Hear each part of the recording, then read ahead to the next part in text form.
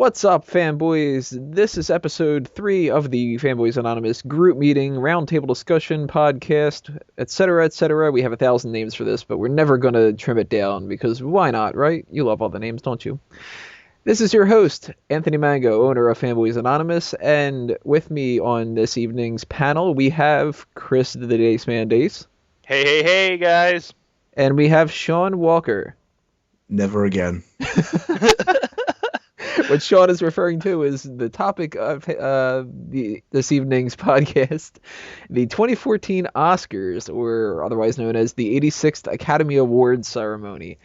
We figured we would do a rundown of this every year with Fanboys Anonymous, and just to give you a little insight, before we had our channel taken down for Google being annoying, last year we did this, and we weren't so thrilled about the choice of nominees, and most people that were on the Fanboys Anonymous team didn't bother watching many of the movies.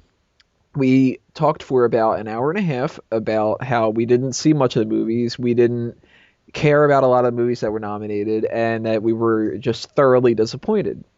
This year, almost everybody saw none of the movies. Which is a real shame, because this should be something that we're super into, and that if anybody's going to be into an Oscars type of thing, you would think that it would be fanboys, but that's the case. And partially, I would assume it's kind of the same as what it was last year, where a lot of us have seen a lot of superhero movies and different things like that, and not the artsy movies and the independent movies and all that other kind of stuff. But man, I gotta say, this was a flop year for movies in general, and when it came around to listing the nominees and they started saying, what movies were going to be nominated and then what were, narrowed down to like the last couple of choices before they picked the nominees and all that other kind of stuff, I hadn't known what like any of them were, and I couldn't even figure out alternatives, because I spent most of this year watching movies like Cloudy with a Chance of Meatballs 2 and stuff, because none of these other movies seemed that interesting to me. But nonetheless, what I do every year is I check out as many as I possibly can when they've been nominated. I haven't gotten around to watching all of them yet. Dace, did you see any of the movies that were nominated, or did you opt out for them? Out of all the movies that were nominated for stuff this year, I saw the worst movie, and that was movie 43. Other than that, I have not seen shit that was nominated for the Oscars. That won like 3 Razzies or something? Oh, yeah, including Worst Picture. So I've seen the worst picture of 2013, but not none the of best these. picture. No, none of them. Now, how many of these have you seen, Sean? Just the one, sadly. I want to stop my eyes out, and that was Gravity. Sandra Bullock just panting for an hour and 45 minutes, See, that's really the that might be ideal. Just for like 2 hours long. And she gets nominated for Best Actress, too. Oh, man. It would be better if there was nudity involved. That's all I'm saying. That's a whole different Gravity kind of joke. That would be if they added, what was the name of the woman who was nominated for Best Supporting Actress for Nebraska? June Squibb. That would be a different type of Gravity.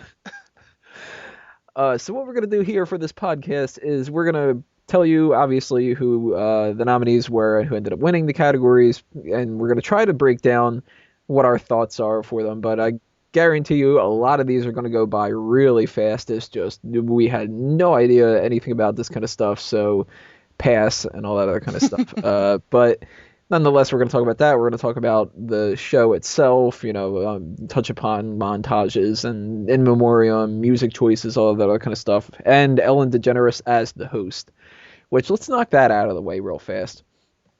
I would say at the beginning of this, when she did her monologue, okay, but not great. And man, that kept sinking lower and lower and lower throughout the show. By the time this was over with, God, she was awful. And I don't know if it was her writing all of her jokes or she had a team or something like that, but you know what? I shouldn't even say her writing all of her jokes, because she only really had 2 of them.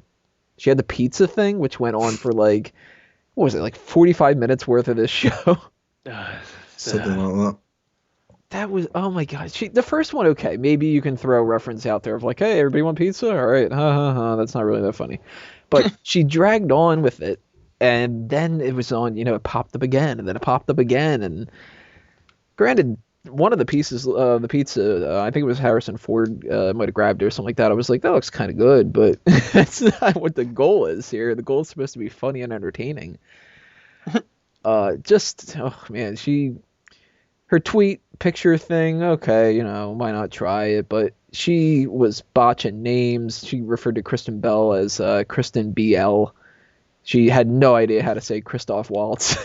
It was like Christoph, yeah, Christoph Waltz. Like,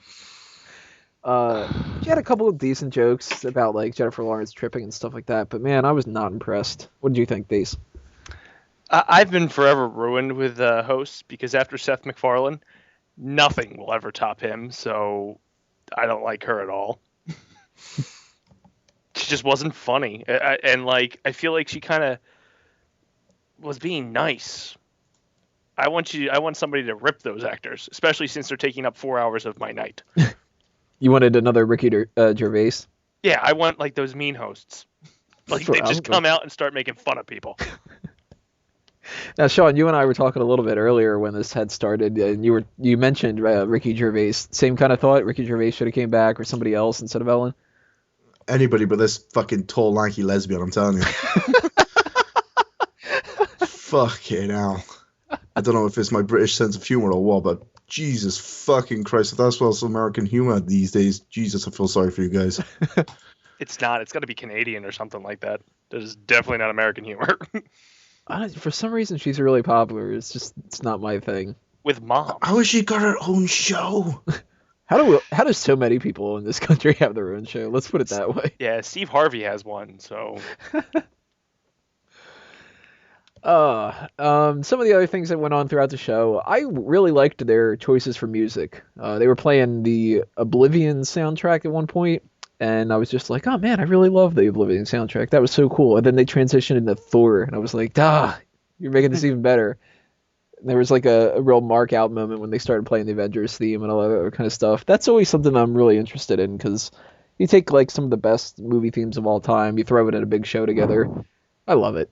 Harrison Ford comes out, you got to have him come out with the Indiana Jones theme and stuff like that. One thing I thought was kind of funny though was I don't remember who who was accepting the award or what the award was or whatever, but there was one instance where they were running the Forrest Gump theme, and somebody was like trying to cram in a little bit extra, and when they started playing it again, it just seemed kind of awkward because it was like I wanted somebody to start yelling like "Run off the stage, Forrest, run" or something like that. Any thoughts on the music choices, guys? I enjoyed some of them. Like, I don't know why, but I kind of marked out when the Titanic song came on. Maybe it's the softy inside of me, but they're playing. I was like, I know that song, and I'm like, I shouldn't exclaim that. One tear falls down. Yeah, it's like, oh, why did she throw that expensive piece of jewelry in? Sean, any thoughts? I honestly couldn't tell any of the music apart from the Indiana Jones part. They all sounded the same. Just string quartets and stuff. Yep, all generic. Montages are another thing that I'm a big fan of for this. The superhero one I thought was pretty cool. The In Memoriam one felt a little long, but maybe that's just because a lot of people died this year, which is a shame. Although one thing that I really did not like, tying into music choices and montages and stuff like that, did they really need the whole "Wind Beneath My Wings" thing after the Memoriam? That was completely unnecessary and very awkward, I think. And it was terrible. Like, she sings that song all the time, and this one, it just felt like the performance was weird. It just was awful. She almost tried to go into like a dubstep thing or something like that, though. Did you hear that? Where she was like, you. She's like, remix. Yeah. Out comes 50 Cent in the club. There's pocket full of bub. I don't know how it goes. Farrell should have come back out with a hat, giving it to her.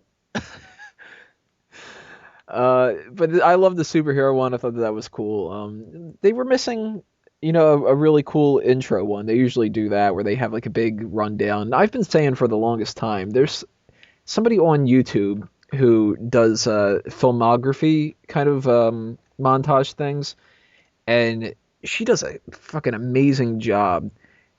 Jen IP is her name, Gen then IP, and man, I've been saying for years now that she's been doing it since 2010. I think it was her first one. They gotta hire her to do that because she just really knows what she's doing. Weird camera angles tonight too. A lot of I don't know if you guys had mentioned it, but a lot of times they kind of panned away from where they were supposed to be paying attention to, and sort of just like there was a picture of like just lights, or instead of the framing having like the person in the center of the shot, they were in like the bottom left hand corner or something like that. I don't know what was up with the cameraman tonight, but maybe they were They just did some bored. they did some weird close up on Penelope Cruz. Was just awkward. Like I didn't see that one.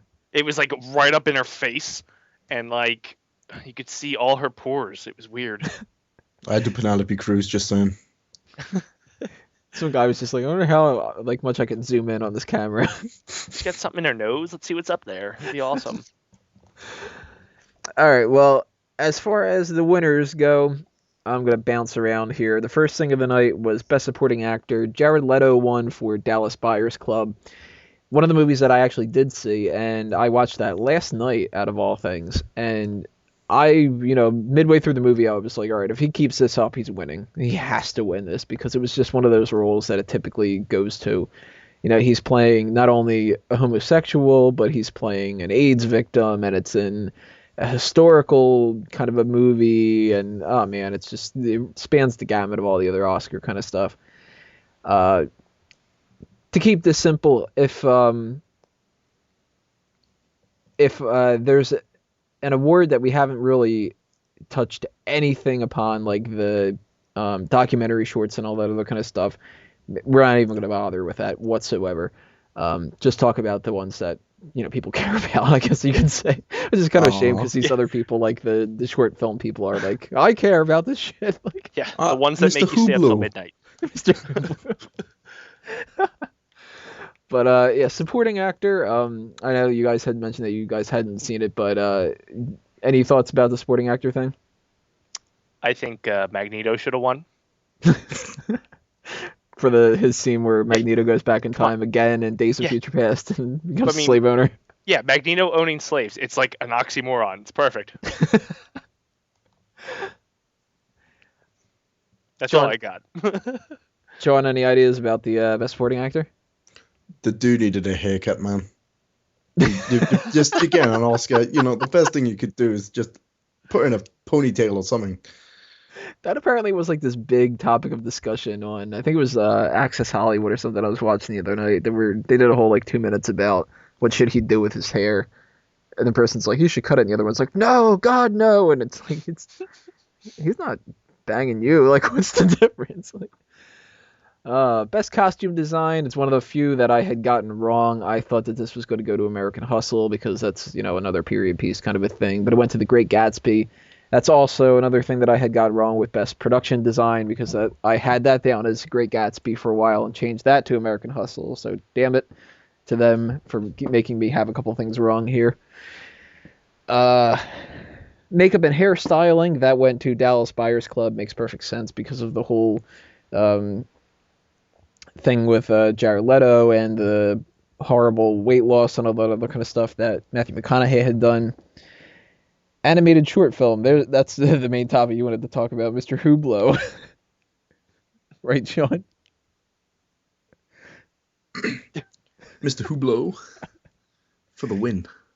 I did like seeing whoever his name was. Sorry, I don't know his name. The man who accepted the award, his hand was really shaking a lot when he was holding his little piece of paper. That's something I like to see because it shows that, I mean, these people, we make fun of like the animated short films and all that other kind of stuff as like the awards that don't really matter. But you can kind of tell that they agree with that too because they kind of cram them all into like one shot in the middle of it.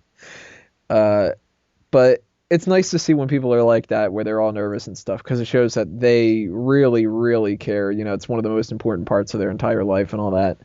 And I personally really like it when you see the people like break down and cry and all that. I don't know. Maybe it's just softy in me. Maybe it's because I know I would do the exact same thing. I would look like a complete idiot up there. But that's always something kind of interesting. Animated feature, that went to Frozen, which I still haven't seen, but I've heard good things about it. You guys heard good things about that too, right? Uh, Really? My sister loves it. Yeah. Most people tell me good things are Girls and Vic. I had no interest in seeing any of the movies that were nominated. The Croods didn't look that decent to me. Despicable Me 2, I never even wanted to see the first one. No idea what Ernest and Celestine is or The Wind Rises. I hadn't heard of those until I literally wrote out the nominations list. But hey, maybe I'll give Frozen a shot. I don't know. Might be something to check out down the line. I stopped watching those kind of movies back with, like, before Up. No, before Wall-E. I haven't watched any of those. Did you see Up? Nope, I haven't seen that or Wall-E. Oh, I liked Wall-E. Nah. Up was I stopped at Toy Story 3 when they made me cry. It's like, animated films shouldn't make me cry. I'm done. Best visual effects, easy one. That goes to Gravity, Sean's favorite film of all time. Down straight. That was a self-explanatory kind of thing. That, what were the chances that something like Iron Man 3 was going to win that or whatever? I'm a little bit curious though that some other movies were nominated instead. The Lone Ranger gets a nomination. Why? Fuck that. I thought Star Trek Into Darkness really should have been given the award over. Well, I shouldn't say that. Gravity did do a really good job with that. If anything was impressive, it was the visual effects and the cinematography. But it sure wasn't the acting.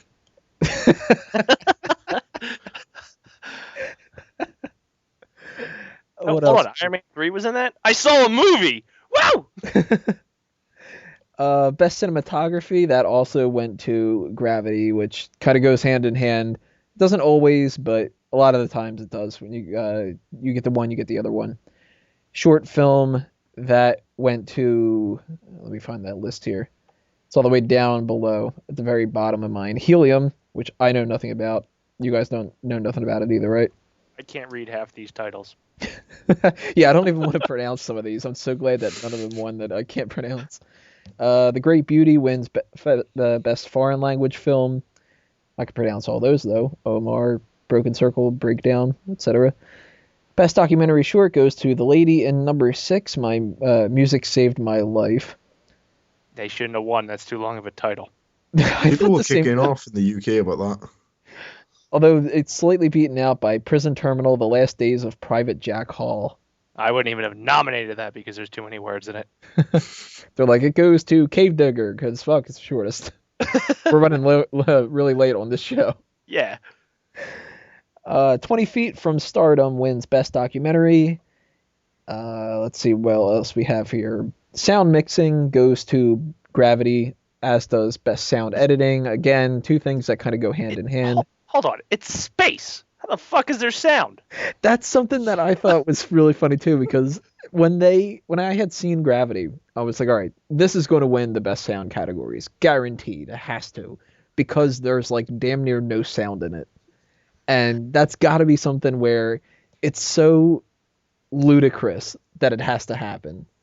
Like, the idea of best sound editing and best sound mixing when there is mostly silence is just so ridiculous. Because it's like, all right, you hire a sound editor and you're like, hey, Phil, or whoever, I don't know who was in charge of it for this. Phil, can you edit this scene? The guy's like, all right, he hits a mute button. He's like, yeah, all right, I'm gonna go off on a coffee break. Yeah, it's like, come on, he probably did 10 minutes worth of work, and it's for the music at the credits. The frig.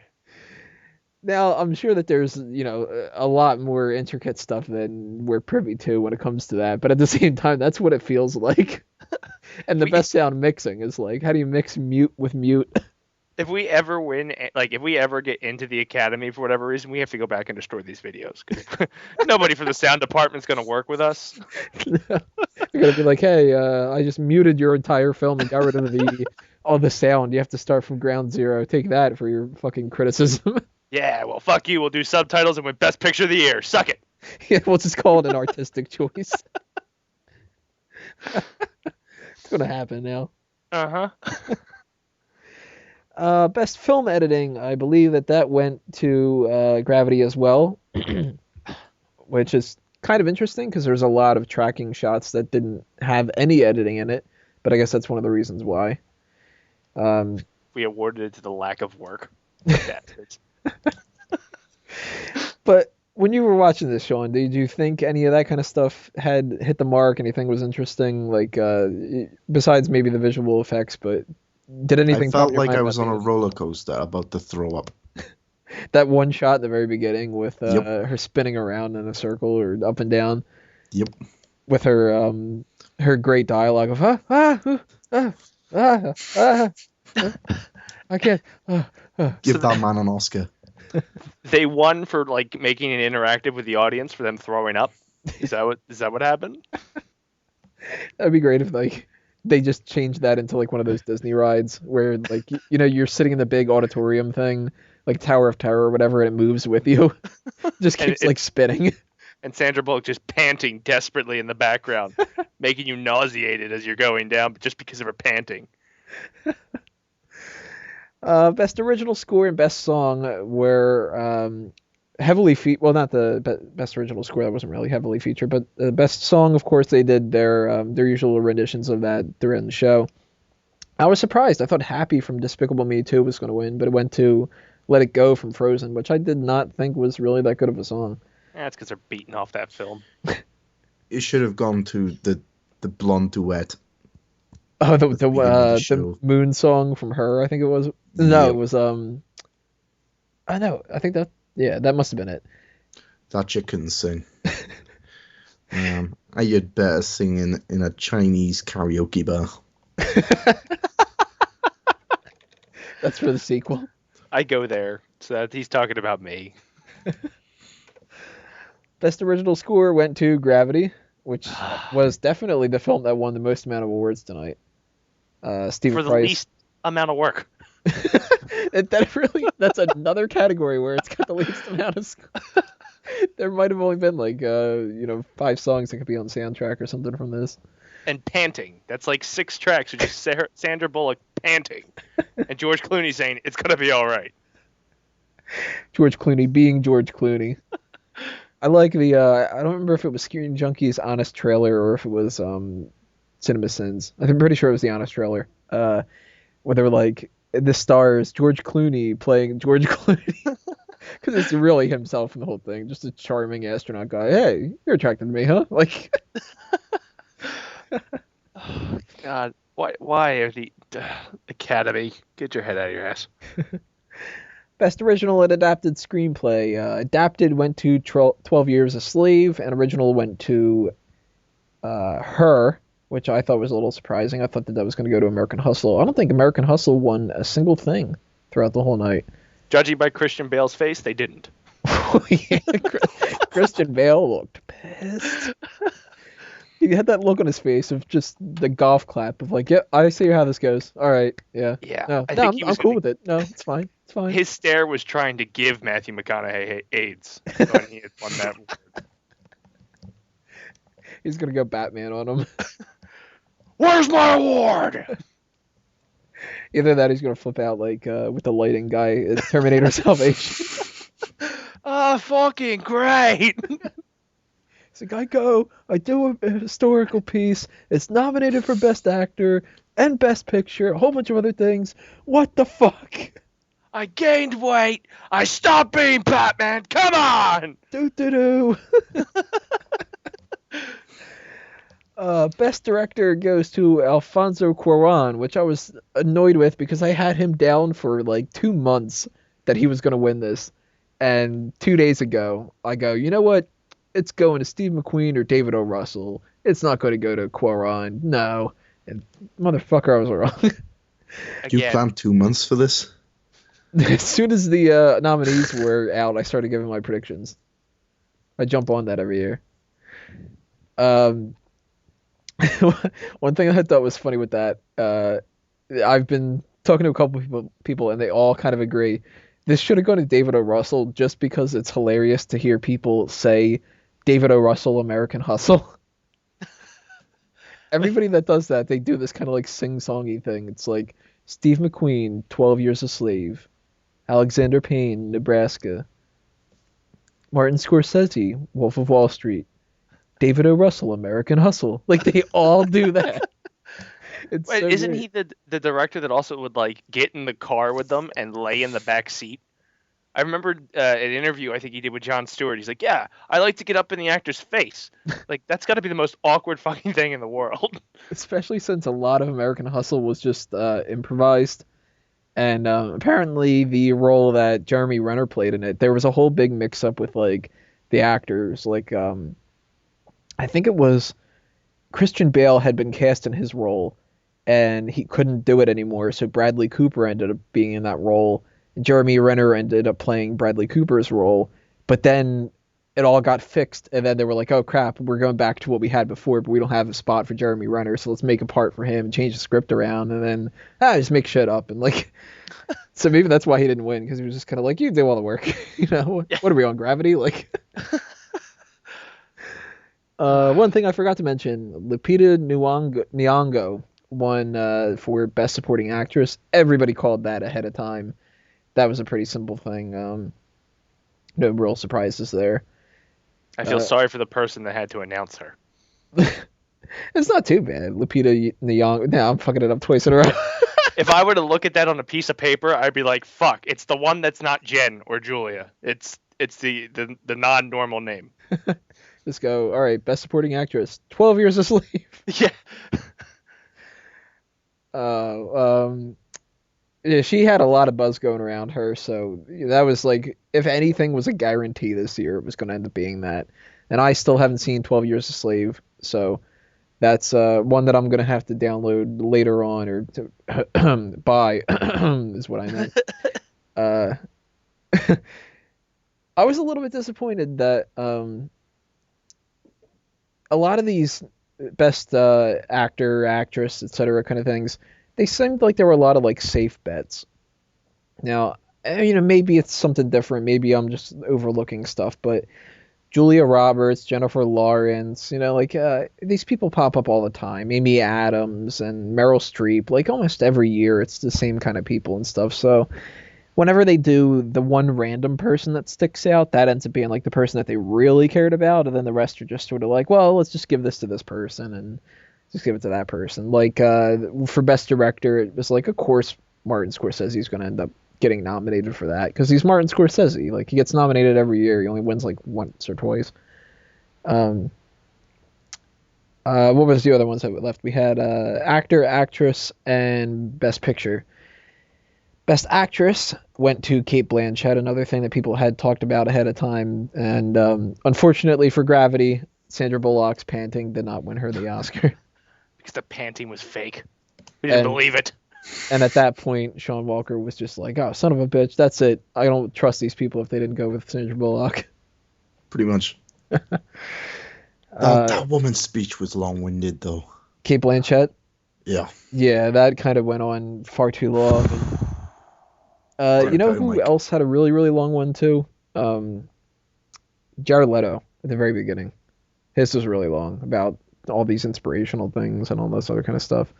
It's okay every once in a while, but I don't know. I think a lot of people bring too much politics into it. It's kind of like, okay, good job acting in this movie. Why do you need to talk about like unrelated things that are bothering you and stuff?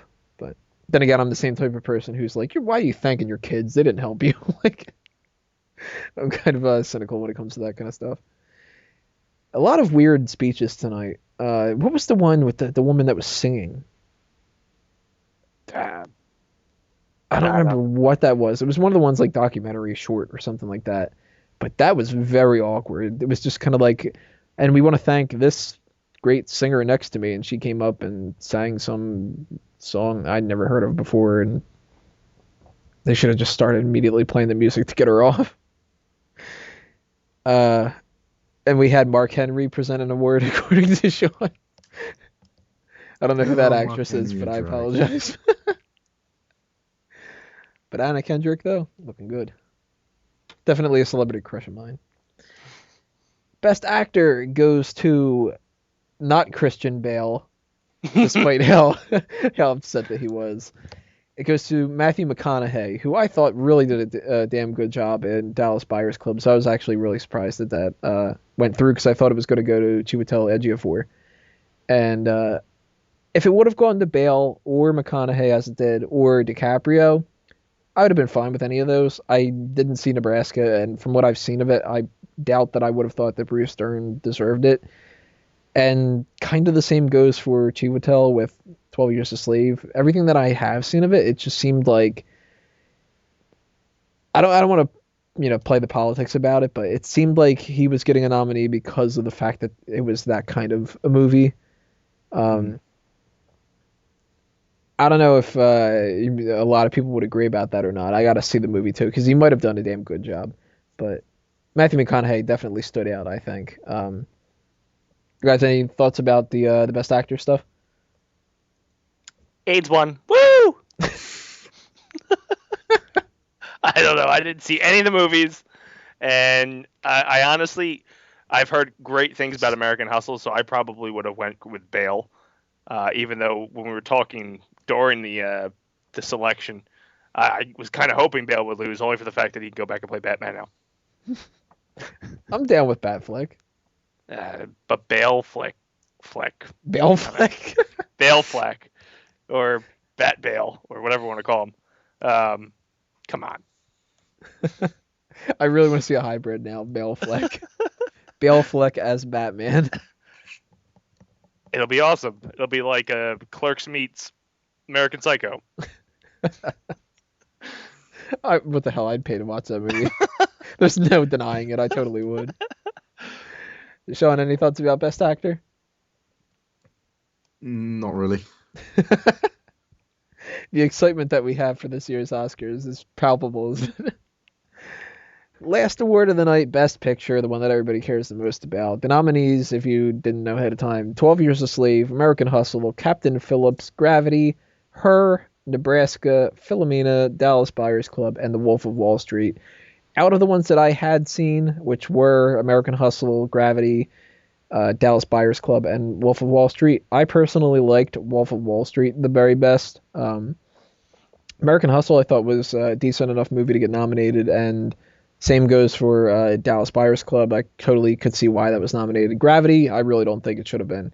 That seemed like it was a very good example of filmmaking, but not a really good movie, because it was basically just a tension film, and tension films they're not best picture material in my mind. I don't think I've ever seen a single tension movie that's ever been captivating, because hell, if you know that a movie is supposed to be an hour and a half long and you've got 40 minutes left and there's one character in it, you know that Sandra Bullock is not going to die. They're not going to spend 40 straight minutes with no characters and just have you watch, space debris float around. Hey, I Am Legend. We followed Will Smith for that long, and then they killed him. Spoiler alert. Sorry. Should have said that first. I think if you haven't seen I Am Legend by now, then you deserve to be spoiled. That's like, wait a minute. Bruce Willis was dead all this time? Ah, shit. I haven't seen that. I don't know what you're talking about, though. So was Chang on Community. So, Best Picture goes to 12 Years a Slave, the main movie that people were talking about the most, which is no surprise once again. So, I guess I'm going to have to watch it because I've kind of made it a point to see every Best Picture for the last couple of years. But I got to say, man, this is another year where I think 99 out of 100 of these movies are not going to be remembered by next year. Who won last year? Last year, I remember I wanted it to be Les Mis because I actually liked that the best at the time. But you know what? Off the top of my head, I really can't remember. Googling. No. Oh, there we go. Google. Because the 86th is all the way at the top. Oh, stupid. Best Picture went to Argo. Argo, that's Batfleck. right. Yeah, which I thought was massively overrated. Go Batfleck. I own it. Haven't seen it.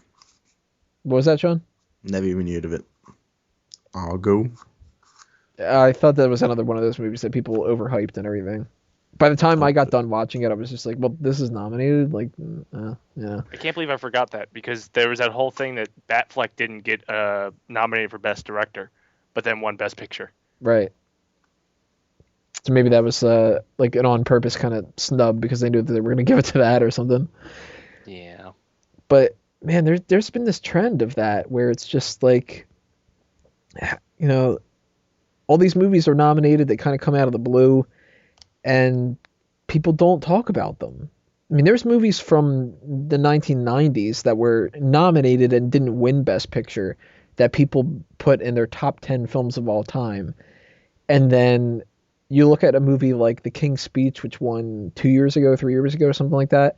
Does anybody ever bring that up when they talk about the best movies of all time? Does anybody ever bring up Chicago, for fuck's sake? Or, uh, yeah, there's so many of these movies. It's a real shame because it's like, if you look at something like 1994, 94 had like 10 of the best films of all time or whatever.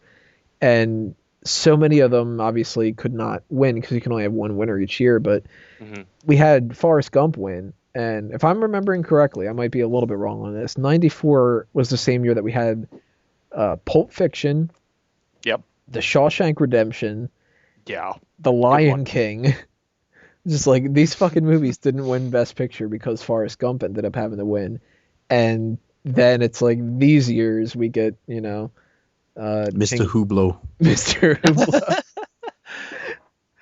And then that, goes on the list of like these are, the 86 supposed best films of these 86 years and all that. It's a real shame, but I don't know. Maybe watching 12 Years a Slave, I'll think that it's, an amazing picture, but until that happens, I cannot say that it's the best for the year. But really, as I had mentioned before, really low point of movies for this year. I can't think of anything that I would put in that spot instead. So I guess it makes sense. I don't know. I mean, I'm not going to give it to White House Down. I thought it was an interesting movie, but that's not a Best Picture material. They should give all the awards to Thor. Just to Thor. Just Best Actor is Thor. What's the name of that kid that was in the movie that was like hanging around Kat Dennings for the whole thing? Ah, shit. Yeah, her, I guess, boyfriend or whoever, Right. intern. Yeah. Best visual effects for naked Skarsgård. Yeah. We have to think of this, though. Next year, when we're watching this and we pretend like we're going to watch all the films again, Matthew McConaughey will be introducing the Best Actor. Best Actress. They do the opposite. Oh, still. He's going to be on stage. Ed TV. Taking the place of Daniel Day-Lewis. Yeah. Or hell, Leonardo DiCaprio or Christian Bale. They could have came out, introduced the Best Actress. Matthew McConaughey, unless he goes through a massive weight change again and dies, will be bringing us Ed TV in 2015. Hey, at least he kind of deserved it. It was a good year for him with that. Only took AIDS. That's like the byline to it. It's like Matthew McConaughey wins. It only took AIDS. That's like the best way that you can describe it. Oh man. So I mean, that is a real quick rundown of what we thought about the Oscars. Obviously, this was not, as big of a thing as we should have had it be from our perspective as fanboys. This should be something that we are super, super into. We watched all the movies. We have big fanboys party, like, all that kind of stuff. But that's just not going to happen when you get a lot of movies out of the blue that just don't seem really that interesting to a lot of the mainstream audience and stuff. If they make a superhero category, then I'll start caring about your other crap. Hopefully, by the time we go to the 2015 Oscars and the 87th Academy Awards, that'll be a different story. If this is a third time's a charm kind of a thing, maybe we can hope for that. But if not, then next year you're going to hear a lot of the same points of view where people aren't going to be watching many of the movies, and we're going to just be running down what happened on the show as like, whoop, didn't care, didn't see it, and all that other kind of stuff. It's a shame, but what the hell? Do what you got to do. It's complete discrimination against mutants and superhumans. Well, it definitely shouldn't have won Best Picture to Man of Steel. That's for sure. But like, come on. You gave it to the black guy, couldn't give it to a superhuman or a Asgardian? They just throw them in with the music throughout the night as like consolation prizes. Oh, this will keep those fanboys' attention. So like we'll have Thor present an award, and why not? Unless you guys have last words, then that should round it out. Dace, anything else you want to say? I'm gonna go watch Jimmy Kimmel. Sean, anything else that you want to chime in on? Yeah, don't expect me to be here for the next Oscars. Even if Ellen DeGeneres hosts it? Yeah, pretty much. All right, so one last thing we got to do, just round out this whole podcast with some plugs. Dace, up to you. Follow me on Twitter at the Daceman. Check out my podcast, The Daceman Show, every Wednesday night, 8 p.m. Eastern on Mega Powers Radio. This week will be hosted by Frank Ward, because yours truly is going to go do adult work, which sucks. Check out my articles on fanboysnows.com. And as always, just check out what I'm doing there. Sean, you're up. Yeah, just check my shit out on Fanboys, and yeah, follow me on Twitter, SeanC2K37. That's me done. I'm gonna go to bed. Alrighty, guys. Obviously, check out what's going on with fanboysanonymous.com and youtube.com/fanboysanon. Later on in this month, we're going to be doing another group meeting. I'm not too sure what the premise is going to be for that one, but that's going to be the much more exciting, the actual roundtable discussion kind of a thing. We wanted to make this a quick, easy one just to put our opinions out there about what happened for the Oscars, but we're going to do something more entertaining, maybe something like trying to pick favorite stuff of ours. Maybe we're going to try to do something really quirky and interesting and odd. I don't really know yet. If you have any suggestions of what you would like to see, send them in on the comments below. Make sure that you can also check out Fanboys Anonymous stuff on iTunes and Stitcher. Follow the Facebook and Twitter accounts, which are different. Twitter is Fanboy Anonymous because they have one extra character that they wouldn't let us have. Facebook is Fanboys Anonymous. We also have Instagram and Tumblr and everything else like that. For all the other A Mango Tree related stuff, A Mango Tree is just found everywhere, all over these kind of pages, so you can't miss it by looking at Tony Mango kind of related pages. That'll do us in for group meeting number 3. I'm Tony Mango for Chris Deese and for Sean Walker and for all the fanboys and fangirls that couldn't be here tonight. We wish you a happy, hopefully better Oscar season coming up after this one. And have a good evening, everybody. This group meeting is adjourned.